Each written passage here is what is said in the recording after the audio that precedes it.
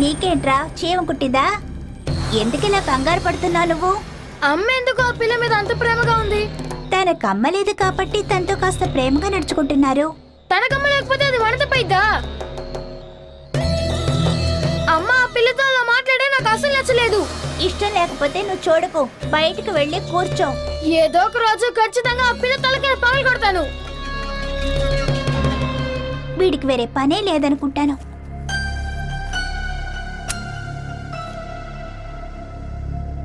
ఇదిగోండి రాసిస్తాను. చూద్దామా? Good, very good. టీచర్, నన్ను కాసేపు మీ ఒళ్ళో కూర్చోపెట్టుకుంటారా? అంతే కదా, రా కూర్చో.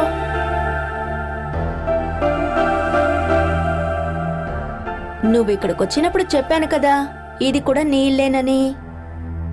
ఇప్పుడు కాదు, 7 ఏళ్ల ముందే నా హృదయంలో నువ్వు చోటు పట్టావు. అదేంటి 7 సంవత్సరాలకి ముందు? ఏం లేదమ్మా, సడన్ గా టీచర్కు ఒక కల వచ్చింది. నిద్రపోయేటప్పుడే కదా కలొస్తుంది. మెలకుగా ఉన్నప్పుడు కలలు కనడం కూడా నాకు తెలుసు. అయితే నాకు చెప్పించండి. నీకవన్నీ నేను నేర్పించలేను. మీరిప్పుడు చూసిన కళ ఏంటి టీచర్? అదా, ఎవరో ఒక చిన్న పిల్లిని నడి రోడ్డులో వదిలి వెళ్ళిపోయారు. రాత్రవగానే దానికి బాగా చలేసింది.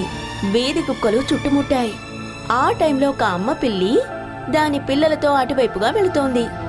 చిన్న పిల్ల అరవడం విని ఆ అమ్మ పిల్లి దాన్ని కాపాడింది. ఆ తర్వాత దాని పిల్లలతో పెంచింది. ఆ తర్వాత కొద్ది రోజుల తర్వాత ఆ చిన్న పిల్లిని వెతుక్కుంటూ దాని అమ్మ నాన్నలు వచ్చారు. ఆ అమ్మ పిల్లి మనసులో బాధతో ఆ పిల్లినిచ్చింది. ఎందుకు ఇచ్చేశారు? ఆ చిన్న పిల్లి అమ్మ పిల్లిది కాదుగా. ఆ అమ్మ పిల్లి కాపాడకుండా ఉండుంటే ఆ పిల్లి అక్కడే ఉండి చనిపోయి ఉంటుంది కదా. అది వాళ్ళ దగ్గర అసలు ఇచ్చుండకూడదు. ఆ చిన్న పిల్లి నువ్వే అనుకో. అనుకున్నాను. అప్పుడు మీ అమ్మా నాన్నల్ని నువ్వు వెతుక్కుంటూ వస్తే నిన్నివ్వాలిగా. అది కొన్ని విషయాలు అంతే, సొంతం అనుకొని కొద్ది రోజులే మనతో ఉంచుకోగలం. వాళ్ళ సొంత వాళ్ళు వచ్చేటప్పుడు ఇవ్వాల్సిందే.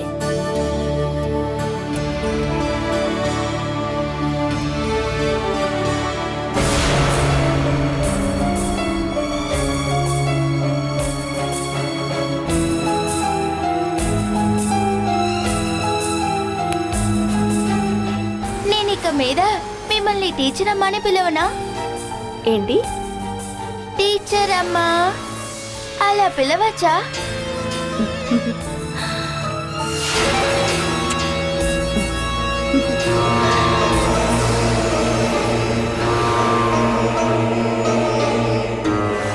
చెప్పండి, నేను పిలవనా?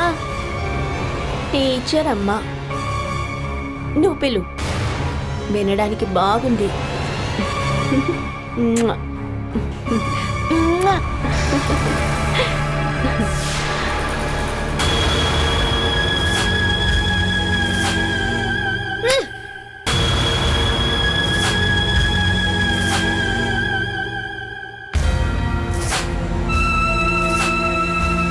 నువ్వు చూసావా?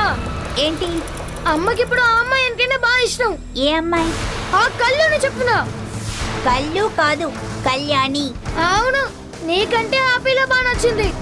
మనమే కదా అమ్మ పిల్లలు. ఆ అమ్మాయి వచ్చిన దగ్గర నుండి అమ్మ ఆ పిల్లతోనే ఉంది కదా. ఆ అమ్మాయిని కౌగిలించుకుంటున్నారు, ముద్దు కూడా పెడుతున్నారు. ఇదిగో ఇప్పుడు ఒళ్ళో కూర్చోబెట్టుకున్నారు. అయితే ఏమిట్రా? ఏం అక్కర్లేదు. తను అసలు ఏం ఆలోచించుకుని మన అమ్మ ఒళ్ళో కూర్చుందో చెప్పు. నువ్వు వెళ్ళి అమ్మ ఒళ్ళో కూర్చోద్దని చెప్పు. కళ్యాణికి అమ్మ లేదురా. అయితే ఇంకో అమ్మని వెతుక్కుంటూ వెళ్ళమని చెప్పు. ఎవరో తెలియని అమ్మాయి మన అమ్మని ఎందుకు కౌగిలించుకోవాలి? అమ్మకి ఎటువంటి సమస్య లేదుగా, మరి నీకేంటి? నాకది నచ్చలేదు. కళ్యాణికి మన అమ్మంటే నచ్చింది కదా. ఆ అమ్మాయి మన అమ్మకి నచ్చక్కర్లేదు. ఆ అమ్మాయి ట్యూషన్ కూడా రావక్కర్లేదు. నువ్వు అందరితో ఇలా గొడవ పడితే ఎలా రా తమ్ముడు? ట్యూషన్ ఫీజుతోనే కదా మన ఇంటికి కావాల్సినవన్నీ మనం కొనుక్కుంటున్నాం. మనకు ఆ అమ్మాయి డబ్బులు అక్కర్లేదు. తన ప్రేమని చూపించి మన అమ్మని మన దగ్గర నుండి దూరం చేస్తుంది. నేను దానికి ఒప్పుకోను.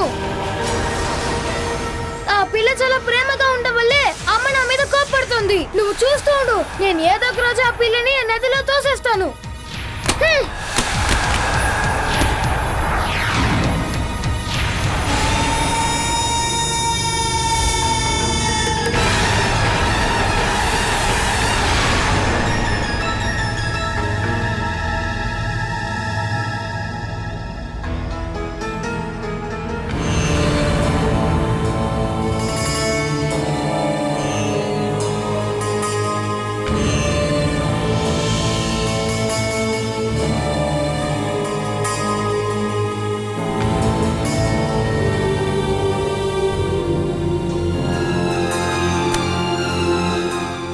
తమ్ముడు, ఒకటి ఆ వైపు పడుకో లేదంటే ఈ వైపు పడుకో.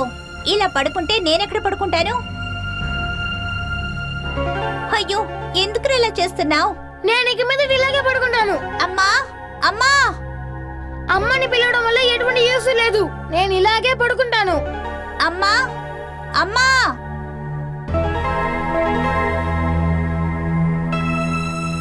ఏమైందమ్మా? చూడమ్మా ఎలా పడుకున్నాడో. స్ట్రైట్ గా పడుకోరా. నేను ఇక్కడ ఒంటరిగా పడుకుంటాను. మీరిద్దరూ అటువైపు వెళ్ళే పడుకోండి, సరేనా? అదెలా కుదురుతుంది? ఇంతకాలం మన ముగ్గురు కలిసేగా నిద్రపోయాం. కానీ ఇప్పుడు మా మీద కంటే వేరెవరి మీద ప్రేమ ఎక్కువగా ఉంది కదా. మీరు కళ్యాణి మీద ప్రేమగా ఉన్నారని కోపంగా ఉన్నాడు. ఓ, అదా నీ ప్రాబ్లం? అవునా? అవును, మీరు ఎప్పుడు చూసినా నన్ను కొడుతున్నారు. మిగతా వాళ్ళ దగ్గర చాలా ప్రేమగా ఉంటున్నారు. మరి నేను మీ కొడుకుని కాదా? ఈ లోకంలోనే నాకు నచ్చిన మనిషి నువ్వేరా. అందువల్లే నువ్వు చిన్న తప్పు చేసినా అమ్మకి బాగా కోపం వస్తుంది. మీరు నాతో అబద్ధం ఆడుతున్నారు. నన్ను మీకు బొత్తిగా నచ్చదు. నన్ను ఎప్పుడు రే రే అని పిలుస్తారు, కానీ అక్కని అమ్మ అమ్మ అని పిలుస్తారు. ప్రేమతోనే అలా పిలుస్తున్నాన్రా. నువ్వు నా బంగారం కదా. వెళ్ళిపోండి ఇక్కడ నుంచి.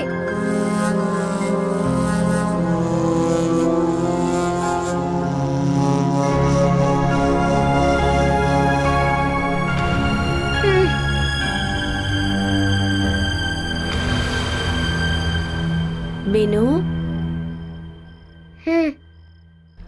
అమ్మకంటూ మీరిద్దరే కదా ఉన్నారు. అమ్మ ప్రేమించడానికి మీరిద్దరే ఉన్నారు. ఇంకెవ్వరూ మనల్ని విడదీలేరు. ఆ చెయ్యిలా ఇవ్వు. ఇవ్వు. ప్రామిస్.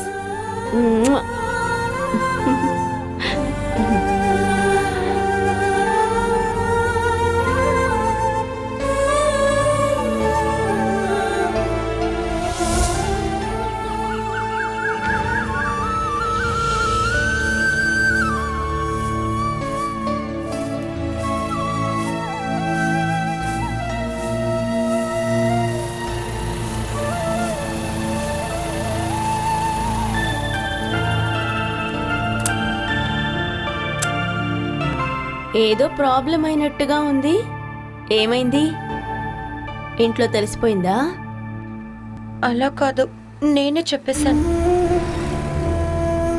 మా చిన్నాన్న సైడ్ నుంచి ఒక సంబంధం వచ్చింది. ఆయన ఇంజనీర్. అది ఓకే చేస్తారని నాకు అనిపించింది. శివప్రసాద్ గురించి చెప్పేశాను. 2 రోజులు పెద్ద పెద్ద గొడవలు అయ్యాయి. అన్నయ్య నన్ను కొట్టేశారు. ఒకరోజు పూర్తిగా రూమ్ లో లాక్ చేశారు. అందుకే 2-3 రోజుల నుంచి ఇటు రాలేదా? నాకు కోపం వచ్చింది. శివప్రసాద్ తప్ప ఇంకెవ్వరిని నేను పెళ్లి చేసుకోనని చెప్పేశానక్క. ఇప్పుడు దీనివల్ల మీ అన్నయ్య తన ఫ్రెండ్స్ శివప్రసాద్ నేను చెయ్యరు కదా. ఇంకా చివరికి అలాగే బెదిరించారు. ఆయన ప్రాణాలను కాపాడడానికి ఆయనతో మాట్లాడనని వాళ్ళతో చెప్పాను. సితారా, జీవితంలో పెళ్లి అన్న విషయాన్ని మర్చిపోయి ఉన్న అతని మనసులో నువ్వు ఆశలు పెంచావు. తన బంధువులకి, ఫ్రెండ్స్ అందరికీ తన పెళ్లి గురించి చెప్పాడు. ఈ సమయంలో నువ్వు ఇటువంటి నిర్ణయం తీసుకుంటే? ఆయనతో మాట్లాడనని వాళ్ళతో చెప్పాననే కదా నేను చెప్పాను. నేను అలాంటి నిర్ణయానికి వచ్చేసానని చెప్పలేదుగా. మీ వాళ్ళని ఎదిరించి పెళ్లి చేసుకోగలవని నీకు అనిపిస్తోందా? ఇది నా జీవితం కదక్కా. నా లైఫ్ పార్ట్నర్ గా ఇంజనీర్ కావాలా, ఆటో డ్రైవర్ కావాలా అని నిర్ణయించుకోవాల్సింది నేనే కదా. నీ జీవితమే అని ఇంట్లో వాళ్ళందరినీ ఎదిరించి మాట్లాడకు. వాళ్ళని ఒప్పించి పెళ్లి చేసుకోవడమే బాగుంటుంది. శివప్రసాద్ గురించి నేను ఎంత అర్థమయ్యేలా మా ఇంట్లో ఉన్న వాళ్ళకి చెప్పినా సరే వాళ్ళకి అర్థం కావట్లేదు. గొప్పగా సోషలిజం మాట్లాడి సమూహంలో పెళ్లికి, ఇంటర్ కాస్ట్ మ్యారేజ్ కి సపోర్ట్ చేస్తామని చెప్పే వాళ్ళు కూడా వాళ్ళ పిల్లల మ్యారేజ్ అంటూ వచ్చేటప్పుడు వాళ్ళు ఫ్యూడల్ మోడల్ పేరెంట్స్ అయిపోతారు.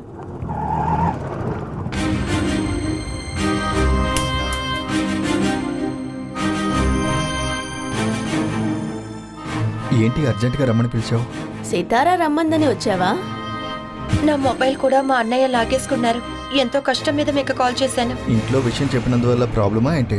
నువ్వు అనుకుంటున్నట్టు కాదు, సీరియస్ మ్యాటర్. ఏమైంది సితారా? వచ్చే 18వ తారీఖు నాకు ఎంగేజ్మెంట్.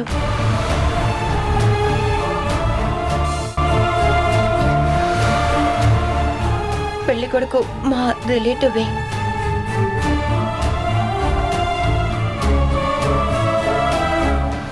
15వ తారీఖు అంటే ఇంకా 3 రోజులే కదా ఉంది.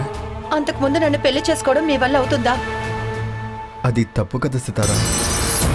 మనమిద్దరం ఒక్కటవడానికి ఈ ఒక్క దారే ఉంది. మనకింకా 2 రోజులే ఉన్నాయి. ఈ రోజు లేక రేపు నైట్ మనం ఇక్కడి నుంచి తప్పించుకోవాలి. మీరిక్కడి నుంచి పారిపోయారని తెలిస్తే మీ అన్నయ్య ఊరుకుంటాడా? ఎక్కడున్నా వెతికి పట్టుకుంటాడు. మనం రోజు న్యూస్లో చూస్తూ ఉన్నాం కదా, వాళ్ళ చేతికి చిక్కితే ప్రాణాలతో వదులుతాడంటావా? ఇలా భయపడుతూ ఉంటే మన కోరికల్ని నెరవేర్చుకోలేం. మీతో రావడానికి నేను సిద్ధంగా ఉన్నాను. 1 సంవత్సరమైనా కష్టపడకుండా ఉండడానికి యాష్ గోల్డ్ నేను తీసుకొస్తాను. అలాగా మనం ఒక ఉద్యోగం చూసుకుందాం, ఏమంటారు?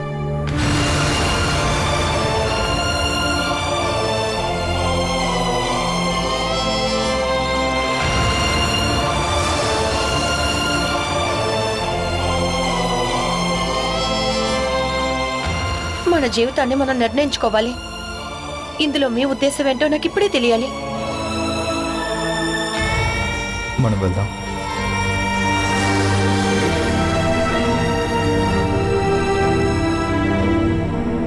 కొన్నాళ్ళు ఎక్కడైనా ఉందాం. అంతా నార్మల్ అయ్యాక మనం తిరిగి వద్దాం. ఏ రోజు బయలుదేరదామో చెప్పండి. ఎంగేజ్మెంట్కి ముందే వెళ్ళాలి. ఈ రోజు రాత్రి 11 గంటలు, మహా అయితే 12 గంటలకి నేను కార్ తీసుకొని వస్తాను. అయ్యో, మా ఇంటి ఛాయలకు కూడా మీరు వచ్చేయకండి. ఎవరైనా కనిపెడితే అంతేనండి. అయితే నువ్వు నైట్ ఇక్కడికి వస్తే చాలు. ఇక్కడ ప్రాబ్లం ఏంటక్క? మా రిలేషన్షిప్ మొదలవడానికి కారణమే మీరు. అయితే సంతోషంగా పంపించాల్సింది కూడా మీరేగా.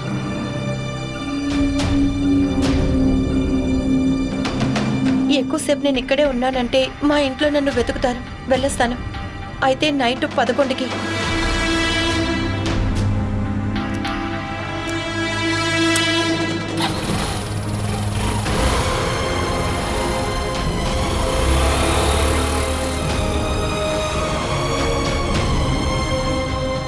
ఇటువంటి విషయాల్లో మగవాళ్లే ముందుంటారు. ఇప్పుడు ఆడవాళ్ళకి ఆ రోల్. బాగా ధైర్యమైన అమ్మాయి. మీ జీవితం బాగుండాలి.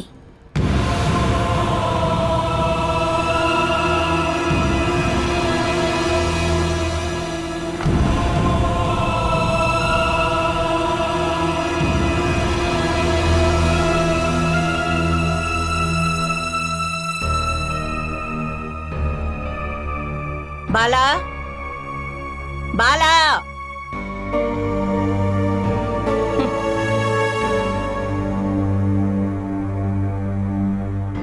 ఎవరితో మాట్లాడుతున్నావమ్మా? ఇక్కడ ట్యూషన్కి వచ్చే పాప వాళ్ళ ఆంటీ, తన ఫ్రెండు. మన ఇంటికి రోజు వచ్చే ఆ ఆటో అబ్బాయి గొంతులా ఉందే. అబద్ధం చెప్పకమ్మా. ఈ రూములో ఉన్నా మీ మాటలు వినిపించాయి నాకు. ఇంతకీ నువ్వు ఎవరి పెళ్లి గురించి మాట్లాడుతున్నావు? ఇవన్నీ ఎందుకత్తయ్య మీరు వింటున్నారు? నీ రూముకే కావాల్సినవన్నీ వస్తున్నాయి, ఇందులో నువ్వు జోక్యం చేసుకోకు అంటావు. బాలా, నేను ఇక్కడ ఉన్నంత వరకు ఇది నా ఇల్లే. ఈ ఇంటికి సంబంధించి ఏ సమస్యలు రాకూడదు. ఇక్కడ ఏ సమస్య వస్తుంది చెప్పండి? రాత్రికి రాత్రే పారిపోతున్నట్టుగా మాట్లాడారు. నాతో అబద్ధం చెప్పడానికి ప్రయత్నించకు. మొగుడు తోడలేక ఎటువంటి దిక్కు లేక బతుకుతున్నావు. అనవసరంగా అడ్డమైన సమస్యల్లో ఇరుక్కోకు నువ్వు. వాళ్ళిద్దరూ నాకు బాగా కావాల్సిన వాళ్ళత్తయ్య. ఎంత తెలిసిన వాళ్ళైనా సరే ఇద్దరి సంతోషం కోసం నలుగురిని బాధ పెట్టే పనులు నువ్వు చేయకూడదే. నీకు కూడా ఒక ఆడపిల్ల ఇంట్లో ఉందని మర్చిపోకు. నేను చూసుకుంటానులేండి. మరొక విషయం కూడా చెప్తాను. ఆ ఆటో అబ్బాయి నీకెంతో సాయం చేసి ఉండొచ్చు. అతనికి ఇంటితో ఉన్న సంబంధాన్ని ఎంత త్వరగా తెచ్చుకుంటే అంత మంచిది. లేదంటే ఊళ్ళో వాళ్ళందరికీ చెడ్డదానివి అవుతావు.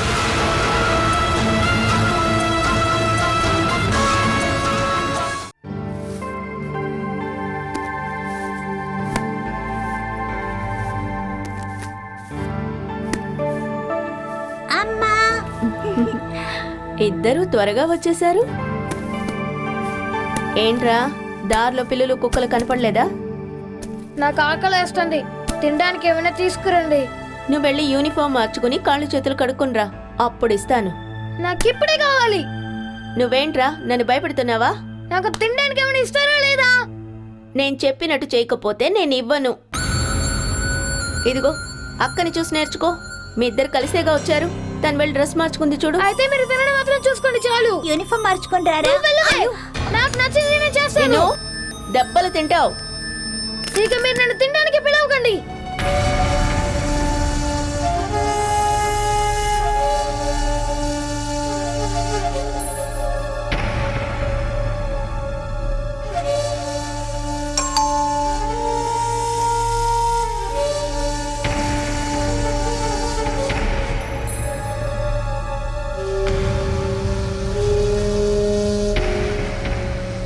ఆ.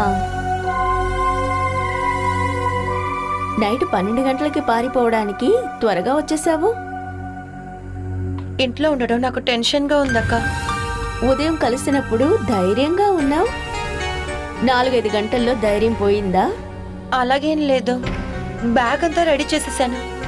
ఆ తర్వాత బయటకొచ్చి అమ్మా నాన్నలు చూసేటప్పుడు వాళ్ళు అనుమానంగా చూస్తున్నట్టే ఉంది.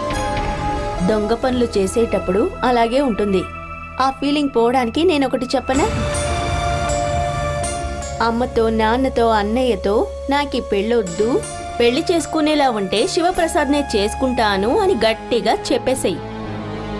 అమ్మా నాన్నలు పెద్దగా ఎదిరించరు, కానీ అన్నయ్య అన్నయ్య అంటే అంత భయపడేదానివి రాత్రి ఎలా పారిపోతావు? నన్నేదైనా చేస్తారనే భయం కాదు. నేనలా చెప్తే ఆయన ప్రాణాలకి ముప్పొస్తుంది. అందుకోసమే ఇంత పెద్ద రిస్క్ తీద్దాం అనుకుంటున్నా. నిర్ణయం మార్చుకోవడానికి టైం ఉంది. ఒకరినొకరు ఇష్టపడుతున్నారు, కలిసి బతకడమే బాగుంటుంది. కానీ ఇలా పారిపోవడం నాకు ఎందుకో కరెక్ట్ అని అనిపించడం లేదు. ఈ ఊర్లో నాకు సహాయం చేసేది శివప్రసాద్ మాత్రమే. నా కోసం ఎన్నో కష్టాలు పడ్డాడు. తనకిష్టమైన కార్యం చేయాలనే నాకిష్టం లేకపోయినా నేనెందుకు ఒప్పుకున్నాను. నీకొక అక్క స్థానంలో ఉండి చెప్తున్నాను. బాగా నువ్వు ఆలోచించుకొని నిర్ణయం తీసుకుంటేనే ఈ రిస్క్ తీసుకోవాలి. లేదక్క, ఆయన నాతో ఉన్నారనేదే నా బలం. నేనిప్పుడు వచ్చింది మీతో పాటు కాసేపు మాట్లాడితే టెన్షన్ తగ్గుతుందనక్క. టైం అవుతున్న కొద్దీ ఏదో టెన్షన్గా ఉంది. అస్సలు తట్టుకోలేకపోతున్నాను. ఈ పక్కనే ఉన్న గుడిలో దీపారాధన చేస్తారు. అక్కడికెళ్ళి ప్రార్థించు, మనశ్శాంతిగా ఉంటుంది. మీరు నాతో వస్తారా? ట్యూషన్ ఉందిగా, అయిపోవడానికి 7 అవుతుంది. నువ్వు మీ వదినతో వెళ్ళు. కొత్త జీవితంలోకి అడుగు పెట్టబోతున్నావు. ఇక దేవుడి ఆశీర్వాదం నీకు కావాలి కదా.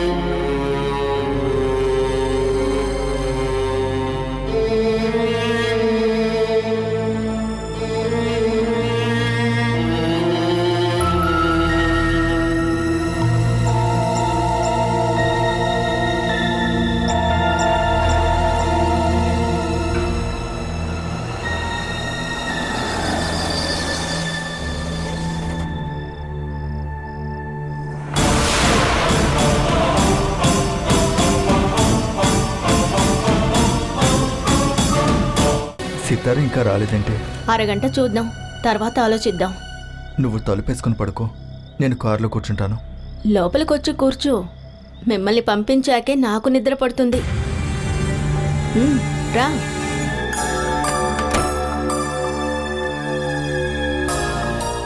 పారిపోవడానికి రెడీగా వచ్చినట్టు లేవు. సితారా టాలెంట్ అయిన అమ్మాయి. మహా అయితే 1 నెల, ఆలోగా ఉద్యోగం దొరుకుతుంది. ఆ తర్వాత నువ్వు ఉద్యోగానికి వెళితే చాలు. ఊహించుకుంటేనే ఆశ్చర్యంగా ఉంది. అసలు పెళ్ళే వద్దని నిర్ణయించుకున్నప్పుడు అనుకోకుండా ఒక అమ్మాయి నా జీవితంలోకి వచ్చింది. సితారాతో నువ్వు జీవించబోయే జీవితం చాలా బాగుంటుంది.